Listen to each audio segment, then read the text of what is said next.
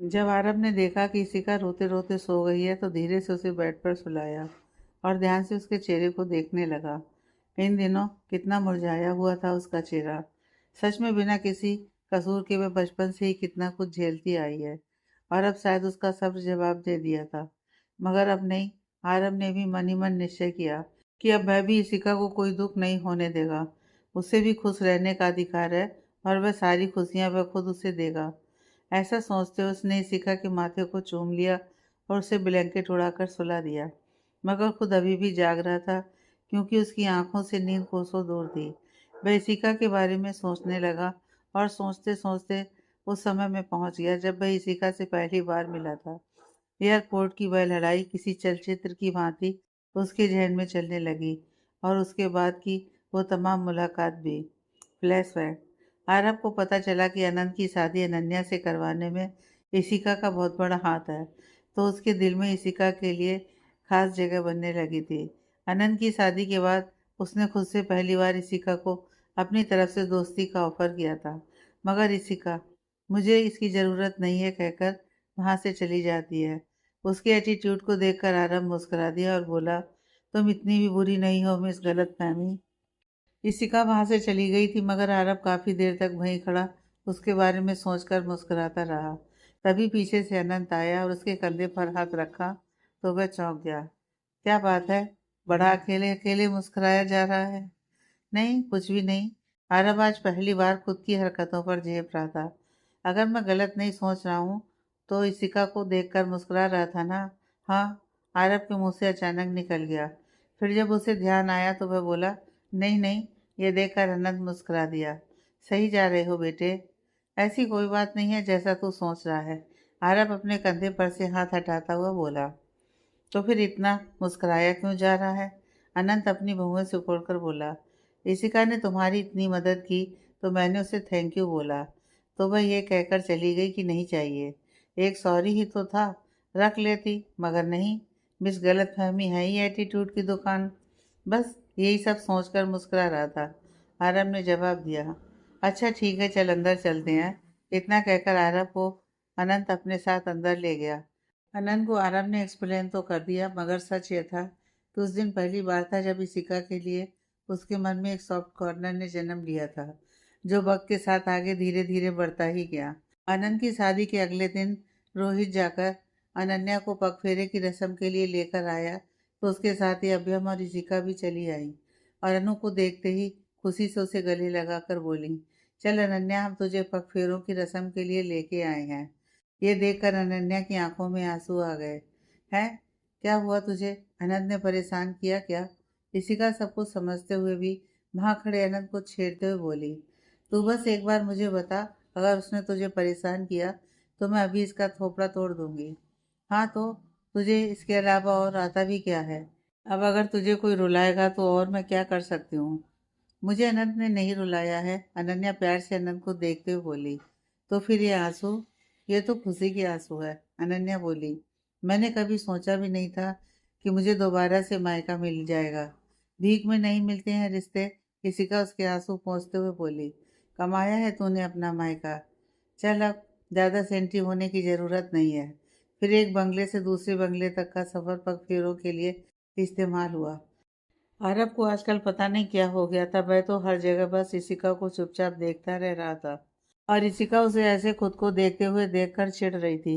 आरब खुद भी हैरान था अपनी हरकतों पर, मगर वह चाह कर भी अपनी नज़र नहीं हटा पा रहा था उस पर से, और अगर हटाने की कोशिश भी करता तो घूम फिर कर फिर नजरें उसी को तलाश लेती थीं। जब आरब को खुद पर काबू नहीं हो रहा था तो वह वहां से चला गया। शाम को जब पग फेरों की रस्म से वापस अनन्या को लाने को हुआ तो अनंत को जाना था, मगर अनंत अपने साथ आरब को भी लेकर गया। आरब उसके साथ नहीं जाना चाहता था, मना भी किया उसने, मगर अनंत के जोर देने पर वह उसके साथ चला गया कि शायद आखिरी बार इशिका को देख ले, क्योंकि अगले दिन ही उन सबकी फ्लाइट वापस पटना के लिए थी। फिर पता नहीं उससे मिलना हो या ना हो। वे दोनों जब खत्री हाउस पहुंचे तो अनन्या उस वक्त अपने रूम में तैयार हो रही थी। उसे देर होता देखकर श्यामलाल खत्री ने खुद अनंत को अनन्या के कमरे में भेज दिया। कमरे में अनन्या अपना बैग पैक करने के बाद आन्या का बैग पैक कर रही थी जब पीछे से अनंत ने जाकर उसकी कमर में अपने हाथ डाल दिए। अचानक से अपने पीछे किसी को महसूस करके अनन्या चौंक पड़ी और फौरन पलटी तो वहां मुस्कुराते हुए अनंत को देखा तो अपने दिल पर हाथ रखकर बोली, आपने तो मुझे डरा ही दिया था अनंत। भला कोई ऐसे भी आता है? पति ऐसे ही आते हैं अपनी बीवी के पास। अनंत मुस्कुराते हुए उसके बालों को एक साइड करता हुआ बोला। अब आदत डाल लो ऐसी सिचुएशन की। अनन्या इस वक्त पीच कलर की साड़ी में थी। उसकी मांग में सिंदूर, माथे पर बिंदिया, गले में मंगलसूत्र और चेहरे पर हल्का मेकअप किया हुआ था। और उसने अपने बाल खुले छोड़े थे जिसमें वह बहुत ही खूबसूरत लग रही थी। अनंत उसके चेहरे को देखता है तो एक टक से देखता ही रह जाता है। अनन्या का भी अनंत के करीबी से कुछ ऐसा ही हाल था। वह भी अनंत को एकटक देखने लगी। कुछ देर बाद अनंत खुद को संभालता है और अनन्या से दूर हटकर अपना मुंह फेर लेता है। उसे ऐसा करते देख अनन्या एक नज़र खुद को देखती है, फिर आश्चर्य से बोलती है, क्या हुआ अनंत? तो अनंत मुस्कुराते हुए बोलता है, अभी तो कुछ नहीं हुआ है, मगर कुछ देर तुम्हें ऐसे ही देखता रहा तो बहुत कुछ होने की संभावना है। पहले तो अनन्या कुछ समझी नहीं, मगर जब समझ में आया तो चेहरे की रंगत शर्म से लाल पड़ गई। अनंत, आप भी ना? उसे इस तरह शर्माता हुआ देखकर अनंत हंसने लगा और बोला, यार जल्दी पैकिंग करो, हमें यहाँ से जाना भी है। इधर आरब को अभ्यम अपने साथ ले जाता है। चलो आरब, हम आपको अपना घर दिखाते हैं। वह आरब को अपने घर घुमाने के बाद पीछे गार्डन की तरफ ले जाता है। वह अभी उसे गार्डन दिखा ही रहा होता है कि तभी उसका फ़ोन आ जाता है। अभी हम फ़ोन को देखते हुए, एक मिनट, मैं आया, बस वो दोस्त का फ़ोन है। कोई बात नहीं, तुम कॉल पिक करो, मैं यहीं पर हूँ। जी, इतना कहकर वह अपना फ़ोन लेकर दूसरी तरफ चला जाता है। तभी आरब की नज़र इशिका पर पड़ती है जो आन्या को लेकर उसके साथ बातें कर रही थी। आरब के कदम खुद ब खुद इशिका की ओर बढ़ चले। आन्या इशिका को छोड़कर जाने के लिए राजी नहीं थी, मगर वह अपने मामा को भी नहीं छोड़ना चाहती थी, इसलिए इशिका से जिद कर रही थी कि वह भी उसके साथ चले। ये सब सुनकर आरब मुस्कुरा दिया। तभी इशिका को अपने पीछे किसी के होने का एहसास हुआ तो वह मुड़ी और अपने सामने आरब को देखकर बोली, तुम यहाँ? हम लोग अनन्या और आन्या को लेने आए हैं, आरब ने जवाब दिया। अंकल, आप ही कहिए ना कि इशिका मौसी भी हमारे साथ चले। आन्या के मुंह से यह सुनकर आरब बोला, मैं तो खुद चाहता हूँ कि आपकी मौसी हमारे साथ चले, मगर ये जाने को तैयार हो तब ना। क्यूटी बेटा, मैं आऊँगी आप लोगों से मिलने। अभी आप जाओ, मैं पीछे से आती हूँ। पक्का? पक्का। अनंत और अनन्या की शादी के बाद भी इशिका के व्यवहार में जरा सी भी तब्दीली नहीं आई थी, बल्कि वह पहले से ज़्यादा ही खुश थी। और यही बात आरब के दिल में घर किए जा रही थी। फिर चाहे वह अनंत के फर्स्ट नाइट पर उसे परेशान करना हो या फिर अनन्या को पग फेरे के लिए लेकर जाना हो, हर काम में इशिका तैयार रहती थी, बिना किसी हिचक के। ये बात आरब को हैरान कर देने वाली थी कि अनंत के साथ शादी टूटने के बाद भी इशिका इतनी नॉर्मल कैसे है। उसे ना तो अनंत से कोई शिकायत थी और ना ही घर वालों से। उसके चेहरे पर एक पल के लिए भी कभी शिकायत नहीं आई। एक दो बार उसने उससे पूछा भी तो उसने बस इतना ही कह दिया कि उस शादी से कोई खुश नहीं रहता, वह शादी की बेईमानी थी। जबकि इस शादी से सबको अपनी अपनी खुशियाँ नसीब हो गईं। और तुम्हारी खुशी? आरब ने यूं ही पूछ लिया। इस एक सवाल पर इशिका को अपने अंदर कुछ टूटता हुआ सा महसूस हुआ, मगर उसने फिर खुद को जल्दी से संभाल लिया और बोली, भगवान भी अगर चाहे तो एक साथ वह सबको खुश नहीं रख सकते हैं।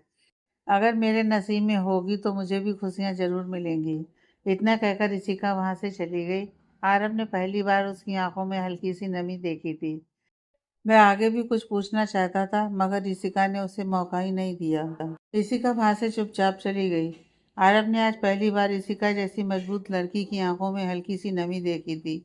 वह हैरान होकर सोचता ही रह गया कि आखिर उसने ऐसा क्यों कहा, मगर जाता वक्त वह इस बारे में नहीं सोच सका कि आन्या ने अपनी मीठी आवाज़ से उसका ध्यान तोड़ दिया। अंकल, अब आप भी मेरी मम्मा के साथ रहेंगे? उसकी मीठी सी आवाज़ सुनकर आरब उसे गोद में उठाता हुआ बोला, नहीं, बल्कि आप और आपकी मम्मा हमारे साथ रहेंगे। हम आपको अपने शहर ले जाने के लिए आए हैं। यह सुनकर आन्या ने अपना मुंह लटका लिया। क्या हुआ क्यूटी? आपने अपना फेस ऐसे कैसे कर लिया? आप अपसेट हो? इशिका मासी वहाँ नहीं रहेंगी तो मैं खेलूंगी किसके साथ? आन्या उदास होकर बोली, यहाँ तो इशिका मासी मेरे साथ खेलती थी, मामू भी खेलते थे, तो वहाँ हम सब हैं ना तुम्हारे साथ खेलने के लिए। तुम्हारे डैडा तुम्हारे साथ खेलेंगे, मैं खेलूँगा, और यहाँ जो हम लोग के साथ दादू दादी अंकल और चिंटू भी तो होगा तुम्हारे साथ खेलने के लिए। सच्ची? सभी खेलेंगे मेरे साथ? मुच्ची। आरब उसकी नाक से अपनी नाक मिलाता हुआ बोला, तो आन्या खिलखिलाकर हंस पड़ी और उसकी निश्चल हंसी देखकर आरब भी मुस्कुरा दिया। अब तो आप चलेंगी हमारे साथ? हाँ। थोड़ी देर में अनन्या और आन्या को लेकर वापस अपने घर लौट आया। यहाँ इसिका अपने रूम में उदास बैठी किसी गहरी सोच में पड़ी हुई थी। उसे रह रहकर आरब की कई बात याद आ रही थी। और तुम्हारी खुशी? कभी कभी तो उसे सच में भी यह लगता था कि क्या उसके नसीब में कोई खुशी है भी या नहीं। हर बार ही तो ऐसा होता है, जब वह खुशियों के करीब पहुंचकर भी उनसे दूर हो जाती है। इतनी दूर कि वह चाह कर भी उसे हाथ पकड़कर छू तक नहीं सकती। हर बार टूटती है और खुद को संभालती है, मगर आखिर ऐसा कब तक चलता रहेगा? वह भी इंसान है, उसे भी दुख होता है। घर में उसे सभी प्यार करते हैं, सिवाय अवाना के। एक लड़की अगर सबसे ज़्यादा करीब किसी के होती है तो वह है माँ, और अवाना ही उससे नफरत करती है। वह चाह कर भी अपने दिल की बात किसी से शेयर नहीं कर पाती है। हाँ, जब से अनन्या आई थी तो वह कुछ बेटर फील कर रही थी, मगर अब उसके जाने के बाद फिर से वही अकेलापन उसकी ज़िंदगी में आ गया। वह हर वक्त हंसती मुस्कुराती रहती है, किसी को अपने आंसू नहीं दिखाती है, तो सभी समझते हैं कि वह एक बेहद ही मजबूत लड़की है। मगर कोई भी यह नहीं सोचता है कि किसी भी मजबूत किरदार के अंदर एक नाजुक सा दिल होता है, और उस दिल में भावनाएं भी होती हैं जो बार बार कुचले जाने की वजह से इंसान को अंदर ही अंदर खोखला कर देती हैं। इसिका की हालत भी उसी तरह थी। बाहर से तो मजबूत दिखती थी, मगर अंदर से वह बिल्कुल टूट चुकी थी। अवाना जो उसे कभी कभी मनहूस कहती थी कि वह अपनी माँ को खा गई, उसके दिल में यह बात घर करती जा रही थी कि शायद वह सचमुच में मनहूस है। कम से कम खुद के लिए तो मनहूस है। तभी उसे अपनी मम्मा का प्यार भी नहीं मिला, और पापा के रहते हुए भी वह हमेशा उनसे दूर ही रही। सब कुछ होते हुए भी वह अकेली और तन्हा ही रही। मगर लोग तो वही देखते हैं जो दिखता है। ना इशिका ने किसी को भी अपने आंसू दिखाने की कोशिश की, और ना ही लोगों को उसका दर्द कभी दिखा। अनंत अपनी फैमिली के साथ अगले दिन ही वापस अपने शहर चला गया। आरुषि यहाँ अपने परिवार में रह गई, तो यहाँ से अनन्या आनंद के साथ चली गई। अनन्या आनंद की शादीशुदा जिंदगी बिल्कुल सही रास्ते पर जा रही थी। घर के सभी लोगों ने उसे पूरे मन से अपना लिया था। हर तरफ बस खुशियाँ ही थी। आन्या को भी एक परिवार मिल गया था जिसे वह अपना कह सकती थी, और आनंद की फैमिली ने भी कभी उसे एहसास नहीं दिलाया था कि वह गैर है, बल्कि अनन्या की तरह ही सब उसे अपना मानने लगे थे। बल्कि आन्या भी जल्दी सबके साथ घुल मिल गई। धीरे धीरे 3 महीने गुजर गए। यहाँ वापस आकर कोई डिस्टर्ब था तो आरब था। रह रहकर उसे इशिका की याद आ रही थी। ऐसा नहीं था कि वह अनजान था अपनी भावनाओं से। अच्छी खासी उम्र थी तो समझ भी थी, मगर उसने अपनी तरफ से कभी बेसब्री नहीं दिखाई, क्योंकि जहाँ वह अपनी भावनाओं को समझता था, वहीं उसे पूरा विश्वास था कि इशिका उसे कभी भी इस नज़र से देखना भी पसंद नहीं करेगी। कभी कभी वह अपनी एक तरफा मोहब्बत पर खुद ही मुस्कुरा देता था। दिल भी लगाया तो किससे, जिससे मिलना संभव ही ना हो। ओबराय फैमिली अब बिहार से निकलकर नेशनल लेवल पर अपने बिजनेस को फैलाना चाहती थी। उन्होंने खत्री परिवार से इस बारे में सलाह की, तो उन सबको भी उनका यह सुझाव पसंद आया, और लगे हाथों खत्री परिवार ने यह सलाह भी दे दी कि अगर वह चाहे तो दिल्ली में सेटल हो सकते हैं, क्योंकि एक तो दिल्ली इंडिया की कैपिटल है और दूसरी वहाँ इसी का काफ़ी दिनों से बिजनेस कर रही है, तो वह इसमें उसकी हेल्प कर सकती है। सबको यह सुझाव पसंद आता है, और आरब मनी मन खुश हो जाता है। लगता है भगवान को उसकी खामोश मोहब्बत पर दया आ जाती है, तभी तो वह उन दोनों को मिलाने का जरिया बनाना चाहते हैं। एक अनजानी सी खुशी उसे फिर से मिल रही थी, इशिका के पास जाने की, उससे मिलने की, उसे एक बार फिर से देख पाने की। आरब अनंत का दोस्त होने के साथ साथ उसका मैनेजर भी था। बिजनेस की आधी बागडोर वही संभालता था, इसलिए अनंत ने ऑफिस के लिए जगह और बाकी चीज देखने के लिए आरब को दिल्ली इशिका के पास भेजता है। आरब के चेहरे से आज मुस्कान जाने का नाम ही नहीं ले रही थी। उसके दिल में दबी ख्वाहिश, उसकी बेताब नजर बस एक बार इशिका को देखने की ख्वाहिश में इधर उधर भटक रही थी। प्लेन से उतरने के साथ आरब की नज़र एयरपोर्ट पर भटकने लगी थी। इस वक्त वह एक काले रंग के 3 पीस सूट में था, जो उसके लंबे कदकाठी को और अट्रैक्टिव और चेहरे को और भी अट्रैक्टिव बना रहा था। उसके चेहरे पर ब्लैक कलर के सनग्लासेस उसे फिल्मी हीरो का लुक दे रहे थे। आने जाने वाली लड़कियां ही नहीं, लड़कों की भी एक नज़र आरब पर ठहर जा रही थी, मगर आरब की नज़रें तो किसी और को ही ढूंढ रही थी। आरब को पता था कि उसे लेने के लिए खुद इसिका एयरपोर्ट पर आ रही है। अनन्या ने खुद फ़ोन करके इसिका से कहा था कि वह आरब को खुद लेने जाए। इसिका भी आरब का ओबराय परिवार और अनंत अनन्या के साथ उसके रिश्ते से अच्छी तरह वाकिफ थी। वह जानती थी कि आरब की उस फैमिली में और अनंत अनन्या के दिल में उसकी क्या जगह है। इसलिए उसे भी यही उचित लगा कि वह खुद ही आरब को लेने के लिए एयरपोर्ट जाए। फ्लाइट से उतरकर आरब ने जैसे ही एयरपोर्ट पर कदम रखा, उसे वेटिंग एरिया में इसिका खड़ी दिखी। आरब की बढ़ती धड़कनों के साथ नजरें बस एकटक इसिका को देखने लगीं। वह उसे देखने में इतना खो गया था कि आगे बढ़ना ही भूल गया था। उसकी तंद्रा तो तब टूटी जब पीछे से एक शख्स ने उसे धक्का मारा, और यह देखकर इसिका हंस पड़ी। जिस तरह आरब ने उसे एकटक देख रहा था, इसिका की नज़र भी तब तक आरब पर पड़ चुकी थी, और वह भी अट्रैक्टिव से आरब को देखी तो देखते ही रह गई। मगर जब पीछे खड़े शख्स ने उसे धक्का मारा, तो अरब खुद को संभाल नहीं सका और आगे गिरने को हुआ, जिसकी वजह से वह आगे चलती एक लड़की से टकरा गया था, और वह लड़की उसे गुस्से से घूर रही थी, जबकि अरब सॉरी मिस बोल रहा था। और ये सब देखकर इसिका अपनी हंसी नहीं रोक पा रही थी और खिलखिलाकर हंस पड़ी। अरब एक बार फिर उसकी हंसी में गुम हो गया, मगर जल्दी खुद को संभालते हुए इसिका के पास आया और उसे देखकर बोला, तो मिस गलतफहमी, क्या हाल चाल है आपके? उसकी तरफ देखकर इसिका पहले तो उसे घूरने लगी, फिर हंसते बोली, अब मेरे हाल चाल तुमसे तो ठीक ही हैं सूरदास, तभी तो मैं किसी और से टकराती हुई नहीं चल रही हूँ। यह सुनकर आरब पहले तो झेप गया, मगर फिर इसिका से नज़र मिलाकर बोला, इसका मतलब कि काफ़ी देर से तुम्हारी नज़रें मुझ पर थीं, तो मुझे बड़े गौर से देख रही थी। भला मैं तुम्हें क्यों गौर से देखूंगी? इसिका चिढ़कर बोली, अब इतना हैंडसम लड़का सामने रहेगा तो किसी की भी नज़र फिसल जाएगी। अपने मुंह में या मिट्टू बनना बंद करो। तुम्हें तो कोई अंधी भी ना देखे, मेरे पास तो फिर भी मेरी आंखें सलामत हैं। क्यों, मुझ में ऐसी क्या कमी है जो कोई लड़की नहीं देखेगी मुझे? अब एक कमी हो तो बताऊं, किसी का भी चिढ़कर बोली। सीधे मुंह कहो ना कि तारीफ करने में जुबान जलती है। अरब बोला, वैसे तुम इस मामले में बेशक कंजूस हो, मगर मैं कंजूसी नहीं दिखाऊंगा। कहते कहते अरब मुस्कुरा दिया, मतलब? तुम बहुत खूबसूरत लग रही हो। व्हाट? इसी का चौकी। अब खूबसूरत लग रही हो तो खूबसूरत कह दिया। मुझे पता है, और मुझे नहीं सुननी तुम्हारी मुंह से तारीफ। क्यों, कोई संबंध स्पेशल है क्या जिसके मुंह से तारीफ सुननी है? शट अप आरब, मुझे बकवास पसंद नहीं है। ओहो, तो तुम्हें पता चल ही गया कि तुम्हारी खूबसूरती बकवास है? आरब ने कहा तो इसिका ने उसे खा जाने वाली नजरों से देखा। अगर तुम चाहते हो कि अपने पैरों पर सही सलामत घर पहुंचो, तो अपना मुंह बंद रखो। इसिका गुस्से से बोली, तो अरब जोर से हंस पड़ा, मगर जब खुद को इसिका को घूरते पाया तो अपने मुंह पर उंगली रख ली। पता नहीं इस इडियट के साथ 15 दिन कैसे गुजरेंगे। इसिका मन ही मन इरिटेट होते हुए बोली, एक नंबर का इरिटेटिंग है। वह अपनी तरफ का दरवाजा खोलकर बाहर निकली तो अरब आश्चर्य से अपने चारों तरफ देखते हुए बोला, इतनी जल्दी हम पहुंच भी गए?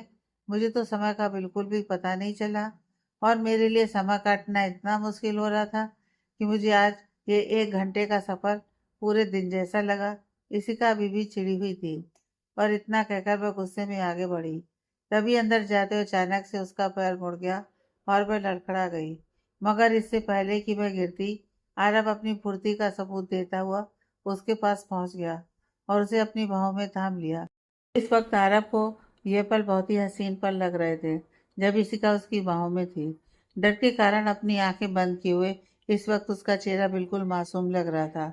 आरब के बाल हवा में लहरा रहे थे, जबकि इसिका अचानक गिरने के कारण डर से अपनी आंखें बंद कर लेती है, मगर जब कुछ पल बाद भी खुद को नीचे गिरा हुआ महसूस नहीं करती, तो धीरे से आंख खोलती है तो देखती है कि आरब उसके चेहरे को एकटक देखते हुए मुस्कुरा रहा है। एक पल को तो इशिका को लगा कि यह सपना है, और वह फिर से अपनी आंखें बंद कर लेती है, और जब दोबारा खोलती है तो आरब को अपने सामने मुस्कुराते हुए देखकर वह जोर से चीख पड़ती है। आरब उसकी चीख सुनकर हड़बड़ाकर खुद उसे छोड़ देता है और एक बार फिर इशिका की चीख दर्द के कारण निकल जाती है। स्टूपिड, तुमने मुझे गिरा दिया। इशिका अपनी कमर पकड़कर उसे सहलाते हुए दर्द से बोली। मैंने तुम्हें गिराया नहीं बल्कि बचाया था, मगर तुम खुद ही इतनी तेज चीखी कि मैं डर गया और तुम खुद ही गिर पड़ी। अभी उल्लू की तरह खड़े खड़े मेरा मुंह क्या देख रहे हो? उठने में मेरी मदद करो। इसी का अपना हाथ बढ़ाकर बोली। मगर आरब चुपचाप खड़ा रहा। अब चुपचाप खड़े क्यों हो? अगर तुम इस तरह डांट कर बोलोगी तो मैं तुम्हारी हेल्प क्यों करूं? आरब भी फुल एटीट्यूड से बोला। अगर तुम्हें मेरी हेल्प चाहिए तो रिक्वेस्ट करो। किस बात के लिए रिक्वेस्ट? तुम्हें उठने में मेरी हेल्प चाहिए ना? उसकी बात सुनकर पहले से ही दर्द की वजह से चिड़ी हुई इशिका गुस्से से बिल्कुल लाल अंगारा बन गई। रहने दो तुम, मैं घर के किसी नौकर को भी बुला लेती हूँ। ओके फिर ठीक है। आरब भी वहां टिक कर खड़ा हो गया। जेनिफर, जेनिफर, मोहन, सब कहाँ मर गए? इशिका चिल्ला रही थी, मगर गेट पर से ही आवाज अंदर तक सुना ही नहीं दी, इसलिए कोई भी बाहर नहीं आया। यह देखकर आरब मुस्कुरा दिया, मगर उसे मुस्कुराते देख इशिका गुस्से से जलभुन गई। जेनिफर, जेनिफर, मगर इस बार भी कोई बाहर नहीं आया। अगर एक बार रिक्वेस्ट कर दोगी तो तुम्हारा भाव घट जाएगा। चलो रिक्वेस्ट नहीं, बस एक बार प्यार से ही कह दो कि आरब मेरी मदद करो। आरब ने कहा। यह सुनकर इशिका ने अपना मुंह फेर लिया। जिद्दी, इतना कहकर आरब ने उसकी तरफ हाथ बढ़ाया तो इशिका गुस्से से बोली। नहीं चाहिए मुझे तुम्हारी मदद। सोच लो, मैं प्यार देने और लेने में यकीन करता हूँ। अब तुमसे तो प्यार की कोई आशा है नहीं, मगर इस तरह तुम नखरे करोगी तो मैं प्यार से तुम्हें गोद में उठा लूंगा। इशिका ने उसे घूर कर देखा तो अरब मुस्कुरा दिया, फिर उसके हाथ को पकड़कर उठने लगी, मगर शायद चोट कुछ ज्यादा ही गहरी थी। इशिका उठ नहीं पाई तो अरब ने उसे अपनी बाहों में उठा लिया और घर के अंदर ले गया। आरब जब इशिका को अपनी बाहों में उठाकर अंदर गया तो इशिका की मेट जेनिफर उसे इस तरह किसी की बाहों में देखकर उसकी आंखें बड़ी हो गईं और यह देखकर जहां आरब मुस्कुरा दिया वहीं इशिका चिढ़कर बोली। जेनिफर, हटो सामने से। इशिका गुस्से से बोली तो जेनिफर हड़बड़ाकर एक तरफ हो गई और फिर जल्दी से बोली। आपको हुआ क्या है? इनके पैर में मोच आ गई है, जवाब आरब ने दिया। क्या आप बताएंगी कि इनका कमरा किधर है? उधर, ऊपर की तरफ, जेनिफर ने हाथ के इशारे से बताया तो आरब उसे लेकर स्टेयर्स चढ़ने लगा। क्या खाती हो यार? देखने में तो पतली दुबली हो, मगर वजन इतना ज्यादा कि आदमी का हाथ ही टेढ़ा हो जाए हमेशा के लिए। आरा बोला तो इशिका गुस्से से घूरने लगी। तुम्हें इस गुस्से के अलावा कभी मुझ पर प्यार भी आता है? जब देखो तब गुस्से से घूरती रहती हो। क्या इरादा है तुम्हारा? तुम्हें कच्चा चबा जाने का, वह भी बिना नमक मिर्च के? कैसी बातें कर रही हो? अब मैं क्या इतना स्वादिष्ट हूँ? आरब उसके गुस्सा होने से मन ही मन मुस्कुरा रहा था। अब मैं ऐसे कैसे बता सकती हूँ? तुम्हें कभी खाया थोड़ी है। चखना चाहती हो? आरब तब तक उसके कमरे में पहुंच गया था तो उसे बेड पर रखते हुए उसकी आंखों में एकटक देखते हुए इंटेंसिटी से बोला। उसकी बातों का मतलब समझकर इशिका ने अपनी आंखें शर्म से बंद कर ली और चेहरा दूसरी ओर घुमा लिया तो आरब जोर से हंस पड़ा। मुझे नहीं पता था कि इशिका खत्री को शर्माना भी आता है। शट अप, इशिका खुद को संभालते हुए बोली। मुझसे झगड़ना बाद में, पहले डॉक्टर को बुलाकर अपना पैर दिखा लो। तभी जेनिफर भी अंदर आते हुए बोली। मैंने डॉक्टर को फोन कर दिया है, वह आते ही होंगे। हाँ ठीक है। कुछ ही देर में डॉक्टर आ गई और उसने इशिका के पैर पर पट्टी बांधते हुए दवा लिख दिया और उसे 2 दिन के लिए आराम करने को कहकर वहां से चली गई। जेनिफर, अरब को उसका कमरा दिखा दो। डॉक्टर के जाते ही इशिका ने अपनी मेड जेनिफर से कहा। इशिका को आराम करने को कहकर आरब अपने रूम की तरफ चला गया। जैसे ही आरब अपने रूम में पहुंचा उसका फोन बजने लगा। उसने अपना फोन देखा तो उस पर अनंत की कॉल आ रही थी। वह उसे उठाता हुआ अभी कुछ कहने ही वाला था कि उधर से अनंत की आवाज आई। आरब, तू ठीक से पहुंच गया ना? उसकी घबराई हुई आवाज सुनकर आरब मुस्कुराते हुए बोला। मैं बिल्कुल ठीक से पहुंच गया हूँ और इस वक्त इशिका के बंगले में हूँ, इसलिए तू मेरी चिंता छोड़। तुझे कम से कम एक बार वहां पहुंचकर फोन तो कर देना चाहिए था। जस्ट अभी पहुंच रहा हूँ। अभी तो मैं फ्रेश भी नहीं हुआ। फ्रेश होने के बाद तुझे कॉल करने वाला था। ओके। इशिका कैसी है? गिर गई है तेरे प्यार में? नहीं, गेट पर। इतना कहकर आरब हंस पड़ा। उसके बाद आरब ने उसे सब कुछ बता दिया। थोड़ी देर तक बात करने के बाद आनंद ने फोन रख दिया तो आरब भी फ्रेश होने के लिए चला गया। थोड़ी देर में खाना खाने के बाद वह आराम करने लगा, क्योंकि इशिका भी बेड रेस्ट पर थी, तो उसके लिए भी कोई काम नहीं था। शाम को आरब की नींद खुली तो वह इशिका से मिलने के लिए उसके रूम में गया, तो देखा कि इशिका पानी पीने के लिए जग उठाई तो उसमें पानी नहीं था, और ये देखकर उसके चेहरे पर निराशा आ गई और वह जैसे तैसे उठने की कोशिश करने लगी तो उसके पैर का दर्द उसके चेहरे पर शिकन बनकर उभर आया। यह देखकर आरब दौड़ते हुए शिका के पास गया और उसे पकड़कर वापस बेड पर बिठाते हुए बोला, क्या कर रही हो? अभी तुम्हें डॉक्टर ने उठने के लिए मना किया है ना? कुछ चाहिए होता तो तुम आवाज दे सकती थी। जेनिफर कहाँ है? वह मार्केट गई है, इस वक्त घर में कोई नहीं है। इतनी सी कोशिश में ही इशिका थक चुकी थी। उसके पैरों में बहुत दर्द था। तुम मुझे आवाज दे देती। यहीं बैठो, मैं पानी लेकर आता हूँ। इतना कहकर आरब जग लेकर नीचे गया और फ्रिज में से पानी निकाल कर ले आया। और कुछ चाहिए? नहीं, इशिका ने थके हुए अंदाज में अपनी गर्दन हिला दी। तुम इस तरह यहाँ अकेली रहती हो, तुम्हें कई तरह की तकलीफों का सामना करना पड़ता होगा। आरब उसके चेहरे के दर्द को देखकर बोला, तुम अपने परिवार के साथ क्यों नहीं रहती वहीं पर? यह सुनकर ना चाहते हुए भी इशिका की आंखों में आंसू झिलमिलाने लगे, जिसे उसने बड़ी सफाई से आरब से छुपा लिया था। मगर फिर भी उदास आवाज में बोली, हर किसी के नसीब में परिवार का सुख नहीं होता। मतलब? तुम्हारे पास तो परिवार है ही। आरब नासमझी से बोला, मतलब यह कि अगर मैं अपने परिवार के साथ रहूंगी तो यहाँ का बिजनेस कौन देखेगा? आरब ने कहा, पर तुम्हें ऐसे तो बहुत तकलीफ होती होगी। आई मीन जैसे कि अभी अगर तुम बीमार पड़ती होगी तो। बहुत दिनों से अलग रहते हुए आदत पड़ गई है, मैनेज कर लेती हूँ मैं। ऋषिका ने खोए हुए स्वर में बोला, क्या तुम्हारा मन नहीं करता है कि अपनी फैमिली के साथ रहें? जब मैं जानती हूँ कि मुझे अकेले रहना है तो फिर मन के चाहने से क्या होता है? और फिर मैंने कहा ना कि मुझे आदत पड़ गई है। फिर भी प्लीज कोई और बात करें। इशिका इस विषय पर अब और बात नहीं करना चाहती थी। ओके, फिर बताओ कि हमें यहाँ पर अपना बिजनेस कैसे स्टार्ट करना चाहिए। यहाँ पर बिजनेस स्टार्ट करने से हमें किस तरह के फायदे होंगे और किस प्रकार का हमें बिजनेस करना चाहिए। ऋषिका ने जब आरब को बताना स्टार्ट किया बिजनेस के बारे में, तो आरब को मानना पड़ा कि ऋषिका को काफ़ी अच्छी जानकारी है बिजनेस के बारे में। वह यूं ही नहीं, अब तक दिल्ली जैसे शहर में टिकी हुई है, जहाँ हर कदम पर कंपटीशन है। आरब ऋषिका को पसंद तो करता ही था, मगर आज उससे प्रभावित भी हो गया। इतनी कम उम्र में उसने जो मुकाम बनाया था, यकीनन वह उसकी मेहनत का था। ऋषिका ने आरब को अपने सेक्रेटरी सुमित के साथ कुछ जगह पर जमीन देखने के लिए भेज दिया। सुमित एक बहुत ही सुलझा हुआ लड़का था। आरब को उसने कई जगह जमीन दिखाई। कुछ जगह को आरब ने अपने ऑफिस के लिए सिलेक्ट किया, मगर यह कहकर कि अंतिम निर्णय ओबराइश का ही होगा। 2 दिन सुमित के साथ ही आरब जमीन देखने में निकल गया। घर पर आकर वह इशिका को बताता और उसकी राय लेता। इशिका ने भी उसके बताए हुई जगह को सही माना। साथ ही यहाँ पर उसे इम्पोर्ट एक्सपोर्ट का बिजनेस करने की सलाह दी, क्योंकि दिल्ली जैसे शहर में यह बिजनेस अच्छा खासा फल फूल रहा था। इशिका से राय लेने के बाद आरब ने अनंत और उसके डैड को फोन करके सब कुछ बताया, साथ ही इशिका की दी हुई राय भी। सब कुछ सुनने के बाद एक जगह की जमीन की डील फाइनल करने के लिए आनंद के डैड राघव ने आरब से कहा, जिस पर आरब ने कहा कि वह निश्चिंत रहे, अब वह उस जमीन की डील फाइनल करके ही लौटेगा।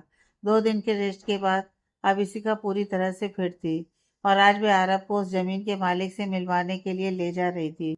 2 दिनों बाद घर से निकलकर इशिका को भी आज अच्छा लग रहा था, तो उसके चेहरे पर रौनक बनी हुई थी। उसके चेहरे की रौनक देखकर आरब भी खुश था। इशिका ने खुद ड्राइविंग सीट संभाल रखी थी।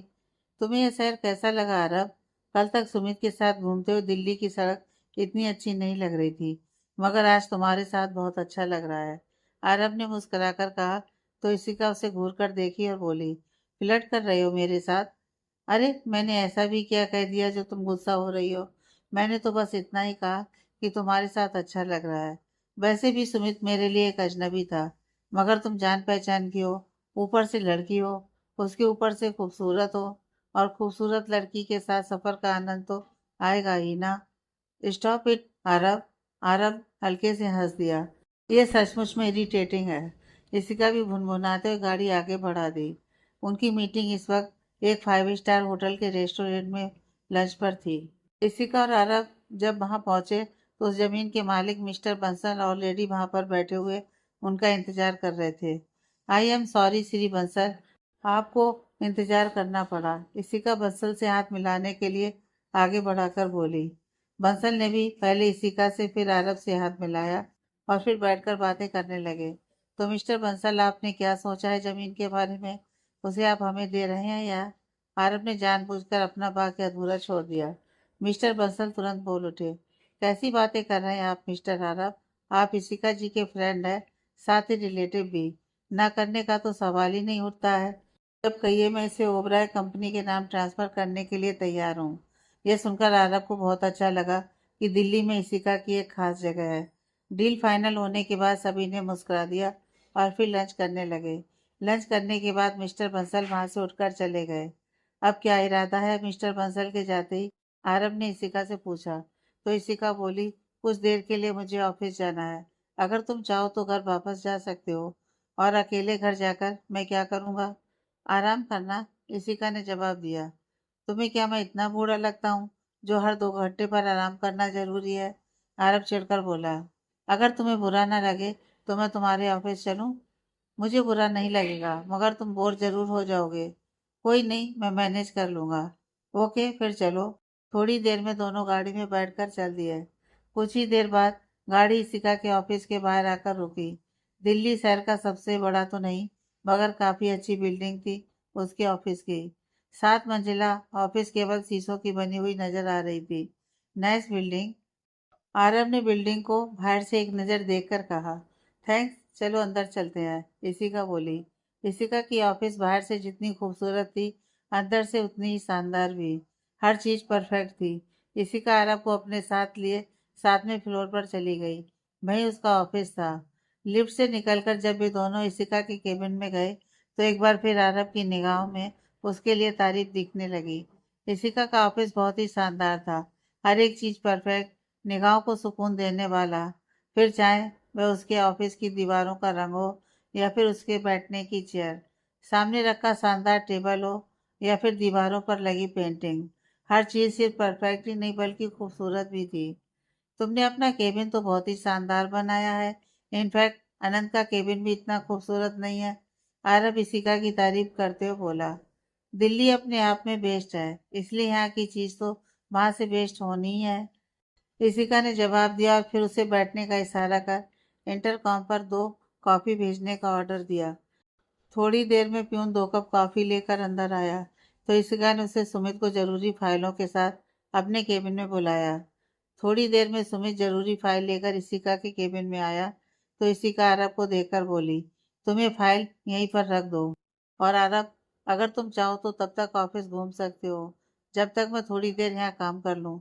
सुमित, मिस्टर आरब को हमारा ऑफिस दिखाइए। जी मैम, इतना कहकर सुमित ने आरब की तरफ देखा तो आरब भी वहां बैठकर बोर होने से अच्छा सुमित के साथ ऑफिस घूमना ठीक लगा। आरब हर फ्लोर पर जाकर इशिका के ऑफिस को देख रहा था। वहां के लोग अपना काम किसी डर की वजह से नहीं बल्कि इज्जत और सम्मान में कर रहे थे। हर कोई अपनी जिम्मेदारी समझता था। आरब ने किसी को भी वहां फालतू में बात या गॉसिप करते हुए नहीं देखा। हर वर्कर अपनी जिम्मेदारी को बखूबी संभाल रहा था। आरब ने मन ही मन इशिका के काम की तारीफ की, क्योंकि वर्करों से इस तरह काम लेना भी एक आर्ट है जिसमें इशिका पूरी तरह माहिर है। आरब एक फ्लोर पर आया तब वहां की एक खूबसूरत सी लड़की आरब की तरफ एकटक देख रही थी। पहले तो आरब चौंका, मगर फिर कुछ सोचकर मुस्कुराते हुए वहां से चला गया। उसके जाने के तुरंत बाद उस लड़की ने एक नंबर पर फोन लगाया और उसने कहा, मैम, आज इशिका मैम के साथ एक बहुत ही हैंडसम सा लड़का ऑफिस आया है। फिर उधर से कुछ कहा गया जिसे सुनने के बाद उसने तुरंत फोन रख दिया। कई घंटे हो गए आरब को यहाँ आए हुए। उसने सारा ऑफिस भी अच्छी तरह से देख लिया और वर्कर को काम करते हुए भी, मगर इशिका अभी तक अपने काम में लगी हुई थी और अब आरब को सचमुच यहाँ आकर बोर होने लगा था। वह वापस जाकर इशिका केबिन में बैठ गया। क्या तुम्हें अभी भी काम है? नहीं, हो गया। चलो, इशिका ने उठते हुए कहा। वह भी समझ रही थी कि इतनी देर से बैठे बैठे वह भी बोर हो चुका है। लगातार फोन की घंटी बजने से परेशान होकर सोते हुए रोनित ने टटोल कर अपना फोन उठाया और बिना देखे ही कान से लगाकर मुनीदी आवाज में बोला, हेलो, कौन सुबह सुबह परेशान कर रहा है? तुम बस सोते ही रह जाना सारी जिंदगी, और इधर ऋषिका को फिर से कोई और ले जाएगा। एक बार तो तुम्हारी किस्मत अच्छी थी कि वह किसी के हाथ लगते लगते रह गई, मगर तुम इसी तरह सोते रहे तो वह दिन दूर नहीं जब तुम्हें अपना बिस्तर लेकर सड़क पर सोना पड़ेगा। आंटी, रोनित चौंक कर बोला, सुबह सुबह आप क्या बोले जा रही हैं? सुबह है, उधर से अवाना खत्री की आवाज में बेहद आश्चर्य था। कौन से सूर्य देवता तुम्हारे लिए अभी उदय होते हैं? अपनी आंखें खोलो और घड़ी पर नजर दौड़ाओ तो तुम्हें पता चलेगा कि इस वक्त सुबह नहीं बल्कि दोपहर के 2:30 बज रहे हैं। ओह आंटी, तो इसमें ऐसी कौन सी बड़ी बात हो गई? एक्चुअली रात भर मैं पार्टी में था तो सुबह उठने में जरा देर हो गई। तुम्हारी ये जरा सी देर तुम्हें जीवन भर के लिए अंधेरे में डुबा देगी। तुम यहाँ पार्टी करते रहो रात भर और दिन भर सोते रहो, और वहाँ इसिका के साथ कोई और शादी करके उसकी दौलत को हत्या लेगा। किसकी इतनी मजाल है जो मेरे रहते हुए इसिका के आसपास भी पहुंच सके? इसिका मेरी है, सिर्फ मेरी। इस तरह चिल्लाने से कोई किसी की नहीं हो जाती है। और आज तक तुमने किया ही क्या है इसिका के लिए? इसिका का दिल में आज तक तुमने अपने लिए प्यार तो छोड़ो, हमदर्दी तक नहीं पा सके। इसिका वह तुमसे आज भी उतनी ही नफरत करती है कि तुम्हें अपने आसपास भी बर्दाश्त नहीं करती। तो वह तुमसे शादी क्या खाक करेगी? प्लीज आंटी, आप कहना क्या चाहती हैं? खुलकर कहें। आज ऑफिस में फोन आया था कि इसिका किसी खूबसूरत लड़के के साथ ऑफिस में नजर आ रही है।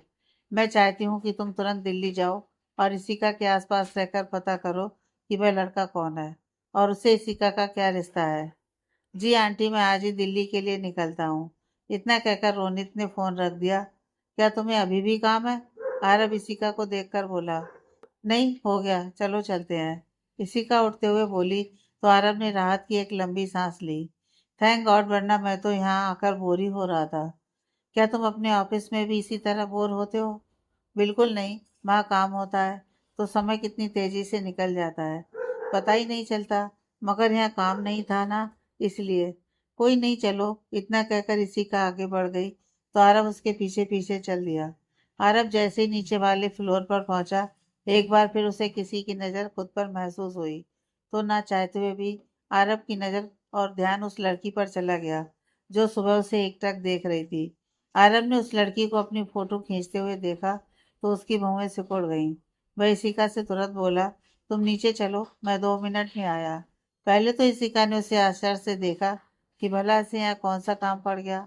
इस तरह इसिका को सोचते हुए आरब ने देखा तो आरब बोला, बस 2 मिनट, ओके, कहकर इसिका नीचे की तरफ चली गई। उसके जाने के बाद आरब ने अपने कदम उस लड़की की तरफ बढ़ा दिए। उस लड़की ने भी आरब को खुद की तरफ आते हुए देख लिया था तो वह जल्दी से जल्दी अपनी सीट पर बैठने ही वाली थी कि आरब ने आकर उसका हाथ पकड़ लिया। ये क्या बदतमीजी है सर? वह लड़की लड़खड़ाते हुए बोली। क्यों? तुम करो तब दरिया दिल और हम करें तो बदतमीजी? मैं कुछ समझी नहीं। माना कि मैं हैंडसम हूँ, मगर इसका मतलब यह नहीं कि तुम बिना मेरी इजाजत के चुपचाप मेरी फोटो ले लो। मैं आपका फोटो नहीं ले रही थी, तो फिर क्या कर रही थी? आरब इस पर थोड़ा गुस्से से बोला। जल्दी से अपना फोन निकालो और मेरी फोटो डिलीट करो। सर, मैंने कहा ना कि मैंने नहीं कुछ किया है। उस लड़की ने एक बार फिर अपनी सफाई देनी चाहिए, मगर इस पर आरब ने उसका हाथ पकड़कर फोन छीन लिया। लॉक खोलो। सच कह रही हूँ सर, इसमें आपकी फोटो नहीं है। मैंने कुछ नहीं किया। फिर वह अपनी मदद के लिए बार बार इधर उधर देखने लगी, मगर इस वक्त तक सारे एम्प्लॉय जा चुके थे। सिर्फ वही लड़की थी जो किसी को अपनी मदद के लिए बुला भी नहीं पा रही थी। मैंने कहा, लाओ खोलो। अब आरब ने उसके हाथों पर अपनी पकड़ सख्त कर ली थी। सर, दर्द हो रहा है, वह लड़की अपनी आंखों में आंसू भरकर बोली। अगर चाहती हो कि इससे ज्यादा दर्द ना हो तो फौरन वह करो जो कहा गया है। लड़की ने अब बिना किसी हुज्जत के लॉक खोल दिया। आरब ने गैलरी में जाकर देखा तो वहां अभी उसकी फोटो खींची हुई थी। वह उस लड़की के आगे स्क्रीन को करते हुए बोला, ये क्या है? लड़की ने अपनी नजरें झुका ली। तुम ऐसा क्यों कर रही थी? तुमने मेरी फोटो क्यों खींची? लड़की अपनी गर्दन झुकाते बोली, बस सर, आप इतने हैंडसम हैं कि मैं खुद को रोक नहीं पाई। वह लड़की अटकते हुए बोल रही थी। आरब ने गैलरी में चेक किया तो और कहीं उसकी फोटो नहीं थी।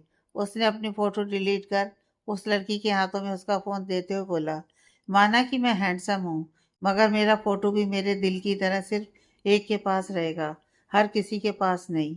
तो आइंदा से ऐसी हरकत करने की दोबारा कोशिश मत करना। आई एम सॉरी सर, वह लड़की नज़र झुकाकर बोली। तो आरव उसका फ़ोन देकर वहाँ से चला गया। उसके जाते ही उस लड़की ने एक गहरी सांस ली। बच गए। इशिका ने ड्राइविंग सीट संभाली हुई थी, तो आरव जाकर उसकी बगल वाली पैसेंजर सीट पर बैठ गया। इशिका ने गाड़ी अपने घर की बजाय दूसरी तरफ मोड़ दी। तो आरव हैरान होकर बोला, अब कहाँ? जहाँ लेकर चल रही हूँ वहाँ जाकर तुम्हारी तबीयत खुश हो जाएगी। ऐसी भी कौन सी जगह है?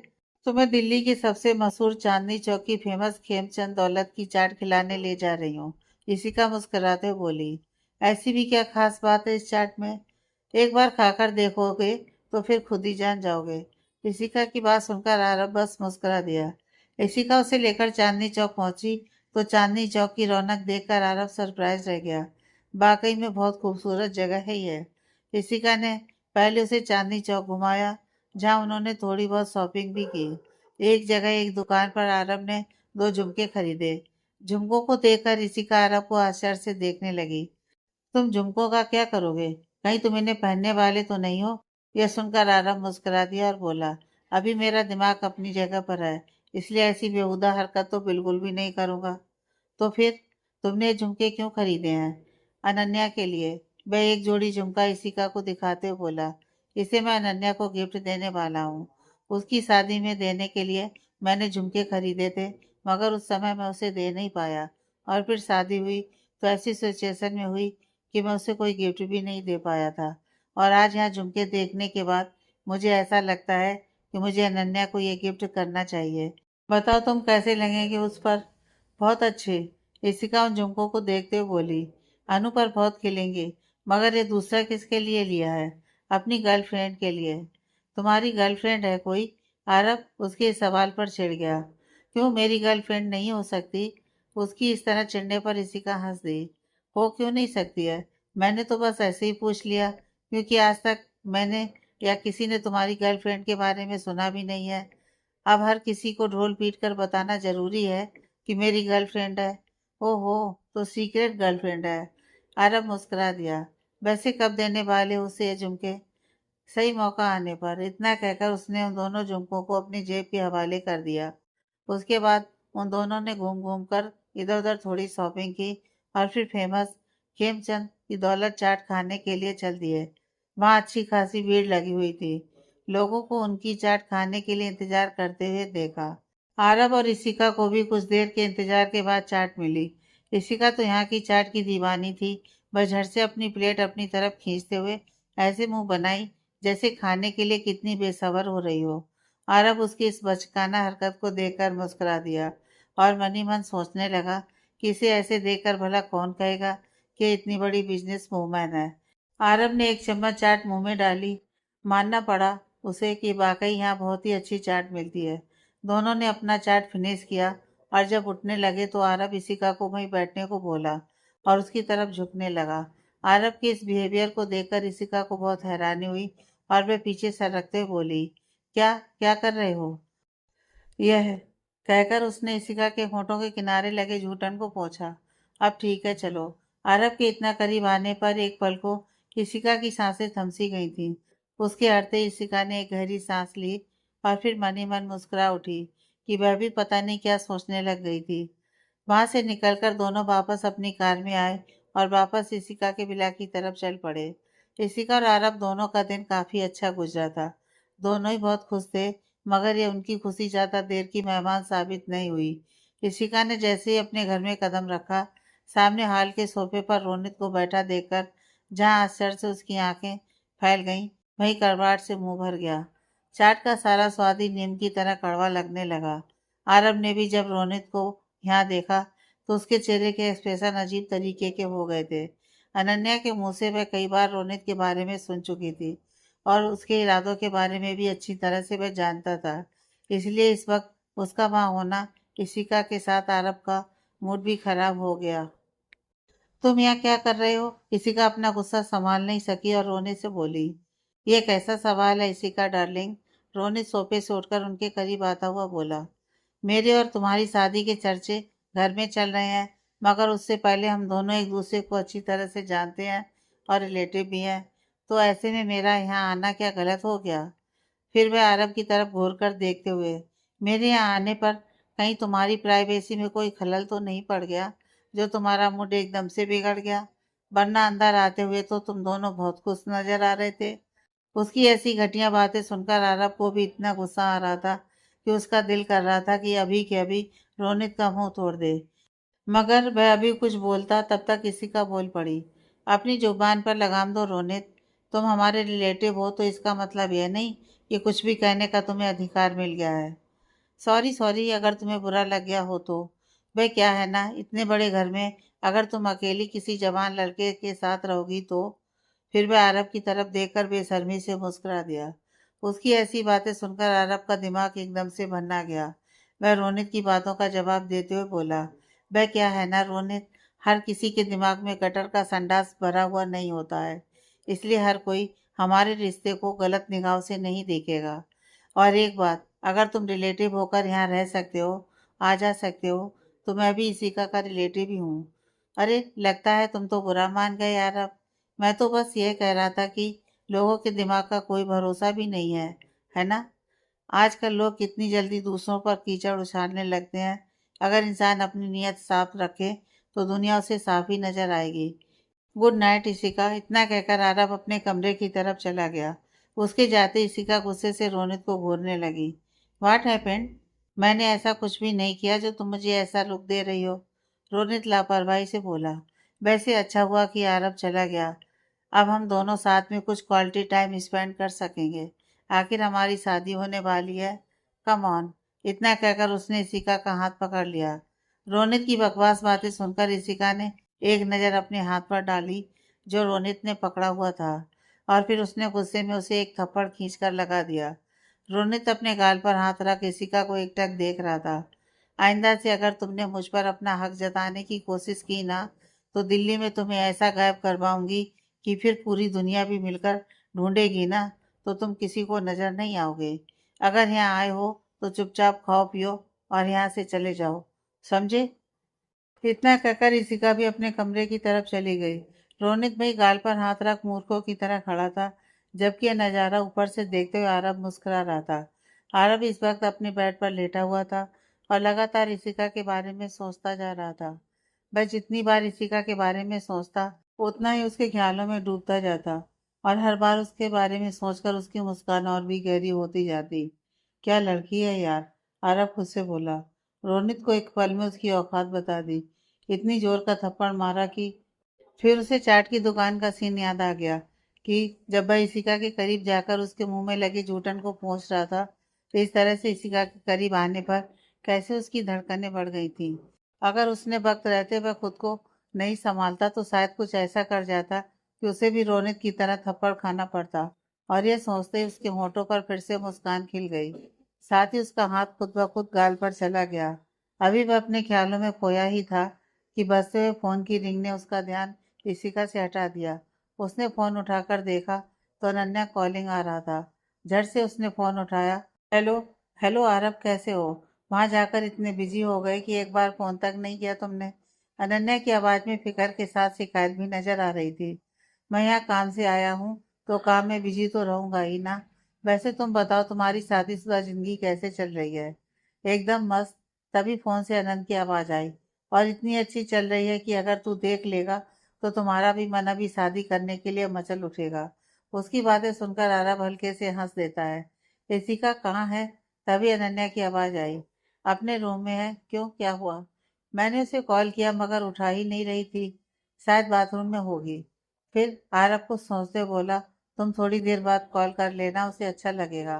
क्यों, कोई बात हो गई क्या? आरव के ऐसा बोलने पर अनन्या को कुछ डाउट हुआ तो उसने पूछा। आरव ने कुछ पल सोचा, फिर गंभीर आवाज में बोला, रोनित आया है यहाँ। उसकी बात सुनकर अनन्या एकदम खामोश हो गई। हेलो अनन्या, क्या सोच रही हो? कुछ नहीं आरव, पता नहीं ये रोनित कब पीछा छोड़ेगा उसका। ऋषिका उसे जरा सा भी पसंद नहीं करती, मगर वह है कि बेशर्मों की तरह उसके आगे पीछे डोलता रहता है। हाँ, वह उसे कितना पसंद करती है इसका नमूना तो मैं देख ही चुका हूँ। मतलब? अभी उसे आते आते स्वागत में थप्पड़ खाने को जो मिला। ऋषिका ने रोनित को थप्पड़ मारा। हाँ, मगर क्यों? रोनित को यहाँ देखकर ऋषिका का मूड पूरी तरह से उखड़ चुका था। एक तो वह रोनित का चेहरा ही नहीं देखना चाहती थी, ऊपर से जब भी वह आता है बकवास किया जाता है, बस प्यार और शादी की बातें करता है, जिससे उसका दूर दूर तक कोई नाता नहीं है। और ऋषिका यह बात अच्छी तरह से जानती है कि यह सब उसकी माँ अवाना खत्री के इशारे पर ही रोनित कर रहा है। क्यों करता है, यह भी वह अच्छी तरह से जानती है। ऋषिका के हिस्से की जायदाद ही उसकी खुशी का दुश्मन बन चुका है। वह उसके हिस्से की जायदाद रोनित उससे शादी करके हड़पना चाहता था। कई बार की धुतकार ने रोनित को यह बात अच्छी तरह से समझा दिया था कि ऋषिका उसे जरा भी पसंद नहीं करती है, मगर यह दौलत का लालच था कि रोनित पीछे हटने को तैयार ही नहीं था। ऐसे ऋषिका के लिए रोनित कोई बहुत बड़ा मसला नहीं था, वह जब चाहती उससे छुटकारा पा लेती। मगर इसमें सबसे बड़ा मसला तो उसका परिवार था, खास तौर से अवाना खत्री, जो रोनित की बुआ थी। अवाना खत्री ने रोनित को सर पर चढ़ाकर रखा हुआ था, और अगर ऐसे में ऋषिका रोनित को कुछ करती तो वह पूरा घर सर पर उठा लेती। बस यही एक वजह थी कि ऋषिका चाहकर भी रोनित के साथ सख्ती से पेश नहीं आ सकती थी। मगर जब भी वह रोनित के साथ होती, उसका मूड खराब ही हो जाता था। इस समय भी वह अपने बिगड़े हुए मूड को शांत करने के लिए बाथरूम में शावर के नीचे खड़ी थी। काफी देर भीगने के बाद जब उसे ठंड का एहसास हुआ तो वह बाहर आई और कपड़े बदलकर जैसे ही बेड पर बैठने गई, उसका फोन रिंग होने लगा। ऋषिका ने फोन उठाकर देखा तो अनन्या की कॉल देखकर उसके होठों पर मुस्कुराहट आ गई। वह फोन उठाते हुए बोली, कहो मेरी जान, आखिर तुम्हें मेरी याद आ ही गई और मुझसे बात करने के लिए फाइनली अनंत ने तुम्हें छोड़ ही दिया। उसके इस तरह बोलने पर अनन्या बोली, तुम्हारे लिए तो मेरे पास हर वक्त टाइम है, मगर तुम भी कभी कॉल कर लिया करो। मुझे कॉल करने से ऐतराज नहीं है, बस यह सोचकर नहीं करती हूँ कि कहीं तुम मेरे जीजू के साथ व्यस्त होगी तो। इतना कहकर ऋषिका हंस दी तो अनन्या भी हंस दी। हम कितने भी व्यस्त हों साली साहिबा, आपका फोन तो उठा ही सकते हैं। अनंत ने जब उधर से कहा तो ऋषिका भी हंसने लगी। और सुनाओ, कैसी निभ रही है आप दोनों की? अब हम दोनों साथ में हैं तो अच्छी ही निभ रही है। वैसे तुम बताओ ऋषिका, तुम इस तरह कब तक अकेली रहने वाली हो? अकेली कहाँ हो, वो आ तो गया है मेरा आशिक। कौन? अनन्या अनजान बनते हुए बोली। और कौन? वही रोनित। इतना कहते ऋषिका की आवाज में तन जा चुका था।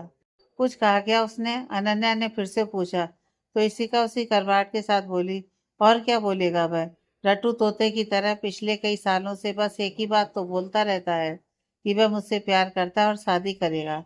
कितनी बार तो उसे धुतकार चुकी हूँ, मगर वह भी कुत्ते की दुम की तरह टेढ़ा का टेढ़ा ही रहता है, सुधरने का नाम ही नहीं ले रहा है। तो तुम उसका परमानेंटली इलाज क्यों नहीं कर देती? अनंत ने उसे सुझाव दिया। क्या करूं, यही तो समझ में नहीं आ रहा है, ऋषिका अफसोस के साथ बोली। अगर उसके साथ कुछ गलत हुआ तो माँ घर में कोहराम मचा देंगी। हाँ, इतना कहकर अनंत और अनन्या भी सोचने लगे। तभी अनंत तुरंत बोला, एक आइडिया है अगर तुम मानो तो। बोलो, ऋषिका भी एक्साइटेड होकर बोली। तो अनंत बोला, उसे पीछे छुड़ाने का सबसे अच्छा तरीका यह है कि तुम बॉयफ्रेंड बना लो। उसकी बातें सुनकर ऋषिका का मुंह बन गया। बॉयफ्रेंड का किचन में मिलते हैं, जिसे बना लूं? उसकी बात सुनकर आनंद भी हंस पड़ा और बोला, क्या दिल्ली में हैंडसम लड़कों की कमी हो गई है जो तुम्हें एक बॉयफ्रेंड भी नहीं मिल रहा है? दिल्ली में लड़कों की कोई कमी नहीं है आनंद, लेकिन कोई ऐसा भी तो होना चाहिए जो सचमुच में मेरे लायक हो। अगर ऐसा नहीं मिल रहा है तो टेम्परेरी ही किसी को बना लो, सिर्फ रोनित को अपनी लाइफ से हटाने के लिए। हाँ, इसी का एक्साइटेड होते हुए बोली। वैसे तुम्हारा आइडिया कोई बुरा भी नहीं है। इशिका और अनंत एक दूसरे के अच्छे दोस्त बन चुके थे अब तक, मगर फिर प्रॉब्लम यही है कि ऐसा लड़का मिलेगा कहाँ जो मेरी बात को समझे। कहीं अगर उसने बाद में इस बात को लेकर कोई गलत ही मतलब निकाल लिया तो, या फिर उसकी कोई गलत मांग हुई तो। यह बात भी ठीक है तुम्हारी, लड़का तो ऐसा होना चाहिए जो विश्वास का हो और तुम्हारी मजबूरी का गलत फायदा ना उठाए। तभी अनन्या बीच में बोली, अगर तुम कहो तो तुम्हारे लिए लड़का मैं ढूंढ दूं। मुझे शादी नहीं करनी है अनन्या, जो मेरे लिए तुम लड़का ढूंढोगी। शादी करने के लिए नहीं कह रही हूँ मैं, सिर्फ रोनित को भगाने के लिए। तुझे उसके साथ प्यार का नाटक करना होगा। और वह लड़का है कौन? तेरे ही पास है, अनन्या ने सस्पेंस से कहा तो इसी का चौंक गई।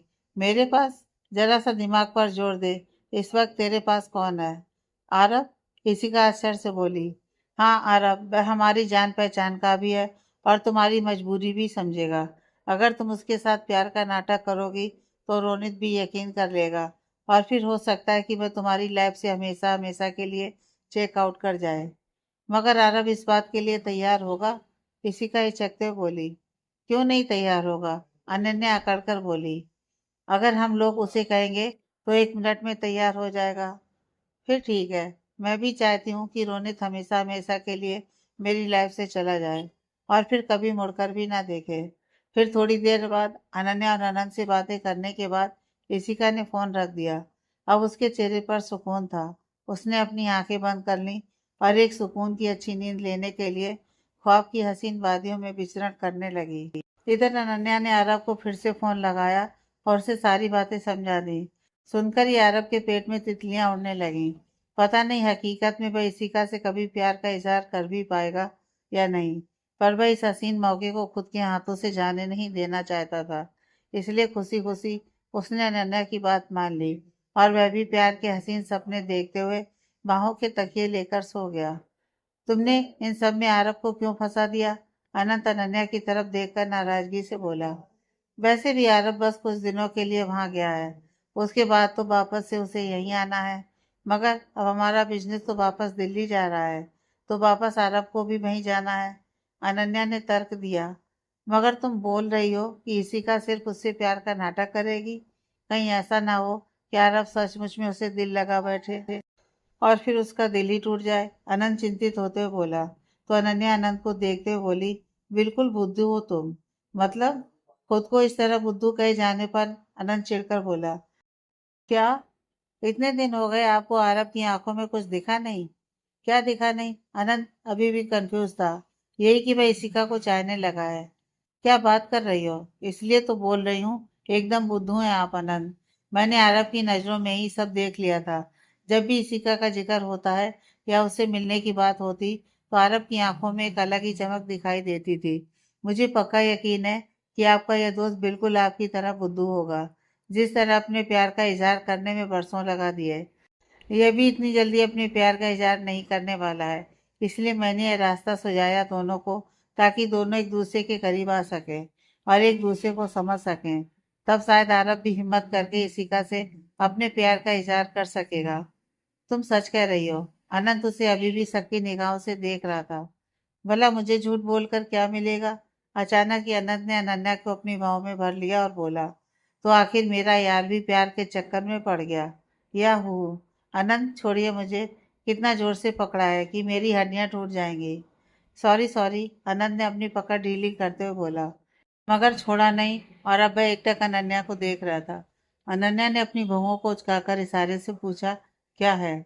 अनन्या, आज मुझे एक बात याद आ रही है। क्या? तुम्हें याद है हमारी फर्स्ट किस, जो तुमने मेरे नशे में होने का फायदा उठाकर किया था? अनन्या का चेहरा शर्म से गुलाबी हो गया।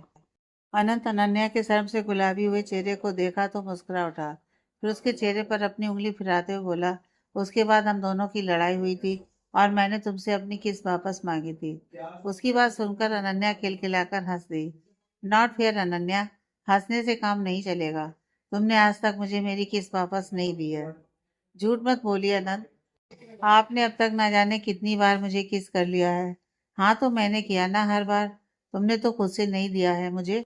उसकी इस बात पर अनन्या अपनी आंखें बड़ी करके अनंत को देखने लगी। अच्छा, बाकी सब मैं तुम्हें माफ करता हूँ, लेकिन मेरे पहले वाली किस को तो तुम्हें मुझे लौटाना ही पड़ेगा। अब चलो, इतने दिन हो गए, मुझे मेरा किस ब्याज सहित वापस चाहिए। मुझ पर गुस्सा करने की बजाय तुम खुद पर ध्यान दो। रोनित भी गुस्से से बोला कि इस वक्त तुम नाइट ड्रेस में हो। यह सुनकर इशिका भी चौंक गई। पहली बार उसे अपने कपड़ों का ध्यान आया और ध्यान आते ही उसने कसकर अपनी आंखें बंद कर लीं। आरब से जल्दीबाजी में बात करने के चक्कर में वह भूल ही चुकी थी कि इस वक्त वह नाइट ड्रेस में ही है और इतनी सुबह आरब के कमरे में, वह भी इस पोजीशन में। रोनित तो क्या, कोई भी देखता तो गलत मतलब निकालना लाजमी था। मगर वह इशिका ही क्या जो किसी के सामने झुक जाए, खासकर रोनित के सामने। उसने तुरंत रोनित को अकड़ते हुए कहा। ये मेरा घर है, जहाँ मैं चाहूंगी वहां जाऊंगी, जैसे मन वैसे कपड़े पहनूंगी। तुम ऐतराज जताने वाले होते कौन हो? रियली, तुम्हें इस बात से कोई फर्क नहीं पड़ता है कि तुम एक गैर लड़के के साथ पूरी रात उसके कमरे में रही और मगर इससे आगे रोनित कुछ और बोलता। इशिका ने एक जोरदार तमाचा उसके गाल पर जड़ दिया। अपनी गंदी और घटिया सोच अपने पास ही रखो। उसे बाहर निकालकर मेरे घर को भी गंदा मत बनाओ। इशिका उसे गुस्से से घूरते हुए बोली। और ऐसा क्या देख लिया तुमने जो तुम इस तरह का इल्जाम लगा रहे हो?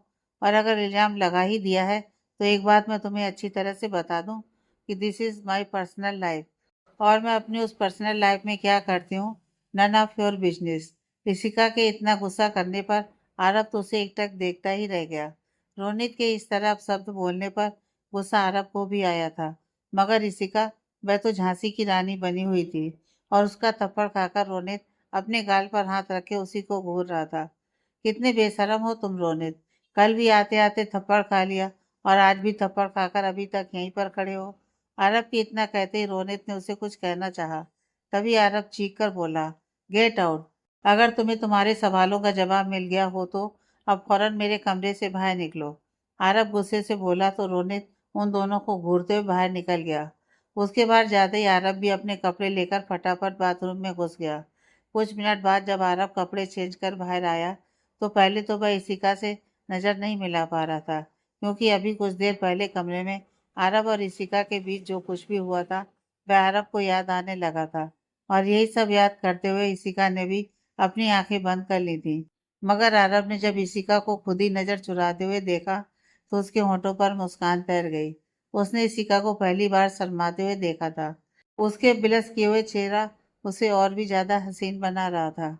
आरब का तो जी कर रहा था कि बस उसे यूं ही एकटक देखता रहे, मगर रोनित जो तमाशा अभी अभी करके गया था उसे भी वह भूला नहीं था, इसलिए उसने तुरंत अपनी नज़र हटा ली। तुम अभी तक यहीं खड़ी हो? आरब इशिका की तरफ बढ़ते हुए बोला। तुम्हें तैयार होकर ऑफिस नहीं जाना है? जाना है, इशिका खुद को संभालते हुए बोली। वह मुझे तुमसे कुछ बात हाँ, तुम्हें मुझसे कुछ बात करनी है इसलिए, आरब याद करते हुए बोला। कहो, इनफैक्ट पहले बैठो, फिर रिलैक्स होकर कहो क्या कहना चाहती हो। ऐसी भी क्या जरूरी बात है कि तुम्हें इतनी सुबह सुबह मेरे पास आना पड़ा? मैं तुमसे यह बात करने किसी का अटक अटक कर बोल रही थी। उसे कुछ समझ में नहीं आ रहा था कि वह अपनी बात आरब को कैसे समझाए। क्या हुआ? ऐसी भी क्या बात हो गई जिसे तुम कहने में हिचकिचा रही हो? आरब की बातें सुनकर इशिका ने एक गहरी सांस ली और फिर आंखें बंद कर कहा, आरब कल रात को अनन्या का मुझे फोन आया था। उसके इतना कहते ही आरब समझ गया कि इशिका क्या बात करना चाहती है और यह सोचकर एक बार फिर उसके पेट में तितलियां उड़ने लगीं। मगर इशिका को इस तरह अपनी बात करने में हिचकते देखकर उसे मजा आ रहा था, इसलिए उसने इशिका को यह नहीं बताया कि अनन्या से उसकी बात हो चुकी है। वह उसके चेहरे के एक्सप्रेशन देखकर मन ही मन मुस्कुरा रहा था। हाँ तो तुम्हारी सहेली है, वह तुम्हें कभी भी फोन कर सकती है, इसमें बताने वाली क्या बात है? और वह भी इतनी सुबह सुबह? हाँ, इशिका बोली। वह तो मुझे कभी भी फोन कर सकती है, मगर मगर वह चाहती है कि हम दोनों शादी कर लें। आरब बीच में बोल उठा तो इशिका उसे आंखें फाड़ देखने लगी। अनन्या ने ऐसा कुछ तो कहा नहीं होगा। आरब फिर मुस्कुराते बोला, तो फिर तुम इतना हिचक क्यों रही हो? यह सुनकर इशिका की सांस वापस लौटी। उसने एक गहरी सांस ली और फिर कहा, आरब अगर ये मजाक था तो बहुत ही बुरा मजाक था। नहीं, वह तुम कहने में इतनी देर लगा रही थी तो मैंने सोचा कि अपनी तरफ से ही बात शुरू कर दूं। अब अगर अनन्या ने यह नहीं कहा तो तुम बता दो कि उसने आखिर कहा क्या। वह चाहती है कि तुम मेरे बॉयफ्रेंड बन जाओ। इशिका ने अपनी आंखें बंद कर एक सांस में कह दिया। उसके चेहरे का एक्सप्रेशन देखकर आरब को बहुत हंसी आ रही थी, मगर वह आंखें फाड़ चौंकने का नाटक कर बोला, क्या मतलब? देखो, मैं ऐसा कुछ नहीं चाहती हूँ, ऐसा अनंत और अनन्या चाहते हैं, इशिका ने अपनी सफाई में कहा। अगर तुम नहीं चाहती तो अनन्या ऐसा क्यों चाहेगी? आरब अनजान बनते हुए बोला। आरब तुम तो जानते हो कि रोनित मेरे पीछे किस तरह से पड़ा है। इशिका ने अपनी बात कहना स्टार्ट की। तो मैंने अपनी ये प्रॉब्लम अनंत और अनन्या से कही, तो इसका सॉल्यूशन निकालते हुए उन दोनों ने मुझे सलाह दिया कि रोनित से हमेशा के लिए पीछा छुड़ाने के लिए मुझे अपना एक बॉयफ्रेंड बना लेना चाहिए। इशिका उसे समझाते बोली, अब बॉयफ्रेंड कोई दुकान पर मिलने वाली चीज तो है नहीं जिसे मैं खरीद लूं। और यही बात जब मैंने उन दोनों से कही तो उन्होंने कहा कि कुछ वक्त के लिए मैं किसी को टेम्परेरी अपना बॉयफ्रेंड बना लूं, सिर्फ रोनित को दिखाने के लिए कि उसका मेरी ज़िंदगी में कोई अहमियत नहीं है और इसके लिए अनन्या ने मुझे तुम्हारा नाम सुझाया। मतलब मैं तुमसे प्यार का झूठा नाटक करूं और रोनित को यहाँ से और तुम्हारी लाइफ से हमेशा हमेशा के लिए आउट करने में हेल्प करूं? आरब ने बात समझते हुए बोला। हाँ, इसी का चैन की सांस लेते हुए बोली। फाइनली उसने अपनी बात आरब को समझा जो दी थी, और ये बात अनन्या चाहती है। हाँ, मगर तुम तो ऐसा कुछ नहीं चाहती हो। आरब इशिका की तरफ देखता हुआ बोला। तो इशिका हड़बड़ा गई। अब अगर तुम ऐसा कुछ नहीं चाहती हो तो बात यहीं खत्म करो। नहीं, मैं भी ऐसा ही चाहती हूँ। क्या चाहती हो? यही कि तुम ही मेरे बॉयफ्रेंड बनो। इशिका के इतना कहते ही आरब के होठों पर बड़ी सी मुस्कुराहट आ गई। पक्का तुम चाहती हो ना कि मैं तुम्हारा बॉयफ्रेंड बनूं? हाँ, मैं भी ऐसा ही चाहती हूँ। इशिका जल्दी से बोली। आरब के होठों की मुस्कुराहट और गहरी हो गई जब इशिका ने उसे इस तरह मुस्कुराते हुए देखा और अपने कहे शब्दों पर गौर किया तो उसने एक बार फिर अपनी आंखें बंद कर लीं और कहा कि सिर्फ रोनित को भगाने के लिए। आरब खुलकर हंस पड़ा। इशिका ने भी अपनी आंखें खोली और धीरे से हंसने लगी। इशिका को इस तरह सच्चे मन से हंसते हुए आरब आज पहली बार देख रहा था और अपनी इस निश्चल सी हंसी के साथ इशिका और भी प्यारी लग रही थी। आरब का दिल तो बस उसमें ही खोता जा रहा था और वह एकटक इशिका को देखे जा रहा था। आगे की कहानी नेक्स्ट पार्ट में।